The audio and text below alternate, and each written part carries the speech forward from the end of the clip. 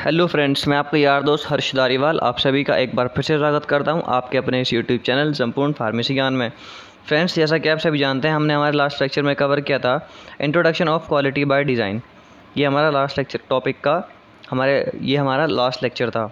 ठीक है फ्रेंड्स, और आज हम देखने वाले हैं इसी के आगे का पार्ट है, क्वालिटी बाय डिज़ाइन का ही हमारा पार्ट है, जिसको हम लोग बोलते हैं element of quality by design. जिसका मतलब होता है कि क्या क्या चीज़ें होती हैं जिसकी वजह से हमारी क्वालिटी बेहतर मानी जाती है कि हमारे प्रोडक्ट की क्वालिटी बहुत ही अच्छी है। तो क्या क्या चीज़ें हैं वो, जिसको देख करके हमें वो क्वालिटी का हमें सर्टिफिकेट मिलता है, जिसके अंदर हमारा सबसे पहला आता है QTPP, quality target product profile. नाम से पता चल रहा है कि ये एक ऐसी चीज़ होती है जिसके अंदर हम अपना सीधा जो प्रोडक्ट होता है उसकी क्वालिटी के ऊपर टारगेट करते हैं कि उससे हमारे प्रोडक्ट की क्वालिटी प्रोफाइल किस तरह से होने वाली है। इसमें हमारा ICHC है। According to the ICHC Q8RT, QTPP is the summary of quality characteristics of a drug product। QTPP जो होता है ये हमारा ड्रग के प्रोडक्ट की क्वालिटी की छोटी सी समरी होती है कि हमारे ड्रग्स प्रोडक्ट जो होंगे उनकी क्वालिटी किस तरह की होगी।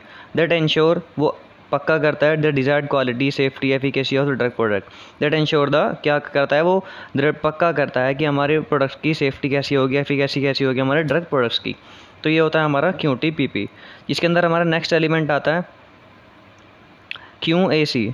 QAC क्या होता है? Critical quality attributes. मतलब कि कुछ हमारे ड्रग प्रोडक्ट्स के अंदर कुछ ऐसी पॉइंट्स होते हैं, कुछ ऐसे लेवल्स, कुछ ऐसे वैल्यूज़ होती हैं जो बहुत ही क्रिटिकल पॉइंट पे आकर के एकदम से अच्छी हो जाती हैं, और एकदम से क्रिटिकल पॉइंट अगर निकल जाए तो बहुत ख़राब हो जाती हैं।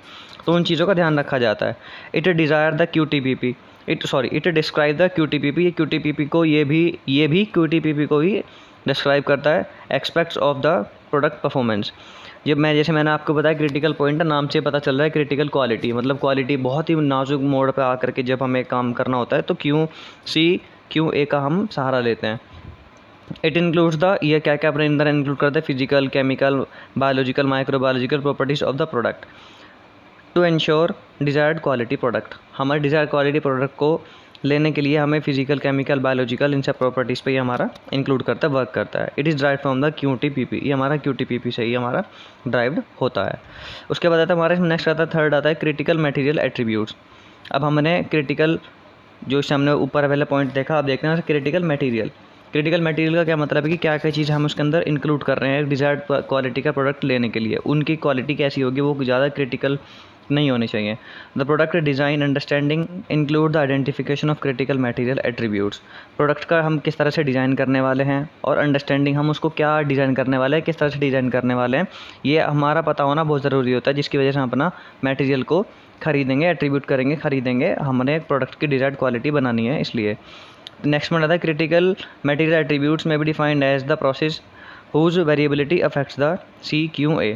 सीधी सी बात है, जिसकी क्वालिटी जो है वेरिएबल कर सकती है CQA को, क्वालिटी, क्रिटिकल क्वालिटी एट्रीब्यूट्स को। मतलब हमें अगर हमें एक प्रोडक्ट के अंदर क्वालिटी चाहिए तो हमें क्वालिटी का रॉ मटेरियल भी तो इसी तरह से यूज़ करना होगा।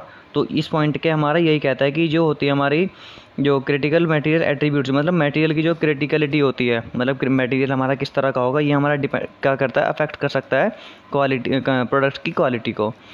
नेक्स्ट इसमें आता है हमारा रिस्क मैनेजमेंट। बहुत इंपॉर्टेंट, क्योंकि अभी तक हमने रिस्क मैनेजमेंट के बारे में काफ़ी सारी चीज़ें पढ़ी हैं। QRM, quality risk management. ICH Q9 define the risk management. Quality risk management is defined as a systemic process of assessment, control, communication of risk of quality to the drug product across the product life cycle. Risk को manage करना है कब हमारे, जब उस product को हम जब बनाते हैं, उसको कंट्रोल करने के लिए काफ़ी सारी चीज़ें होती हैं जो रिस्क को कंट्रोल करने के लिए यूज़ की जाती हैं, और उस प्रोडक्ट की लाइफ साइकिल को भी मेंटेन करने के लिए भी हमारा रिस्क का मैनेज करना बहुत ज़्यादा ज़रूरी होता है, जिसकी वजह से हमारा प्रोडक्ट को हम अपने लंबे समय तक स्टोर करके रख सकते हैं। नेक्स्ट आता है risk management tools are used based on the prior knowledge, primary experimental data. जो हमारे रिस्क मैनेजमेंट के टूल्स होते हैं उनको हम कैसे यूज़ कर सकते हैं। ऐसे नहीं कि उठा के कुछ भी ऐसे यूज़ कर लिया, किसी की नॉलेज ऐसे यूज़ कर लिया, ऐसे नहीं। हम उसमें प्रॉपर नॉलेज होनी चाहिए कि हम किस तरह से, क्या रिस्क हो सकता है और उसको हम कैसे बच सकते हैं उस रिस्क से। और प्राइमरीली एक्सपेरिमेंटल डेटा, हमारे पास पूरा प्रैक्टिकल डेटा होना चाहिए। नेक्स्ट आता है relevant tools of the quality risk management. क्या क्या टूल्स होते हैं क्वालिटी रिस्क मैनेजमेंट को डिस्क्राइब करने के लिए, कि failure mode effect the analysis, अगर हम फेलियर जाते हैं तो हमारा क्या अफेक्ट करता है हमारे एनालिसिस को। Failure mode effect the criticality analysis, सीधी सी बात है। Fault trees analysis FTA, hazards analysis and critical control point HACCP। Fifth आता है इसमें हमारा preliminary hazards analysis PHA, and the last one is the risk ranking filtering.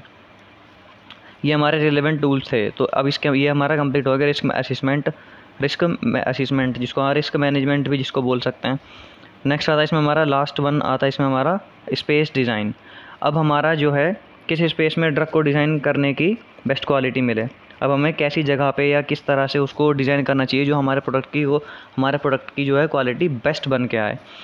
It is the multi dimensional reason, काफ़ी सारे regions हो सकते हैं, काफ़ी सारे डायरेक्शंस के रीजन्स हो सकते हैं। Interaction of the input variable and process parameters that helps to provide the assurance of the quality.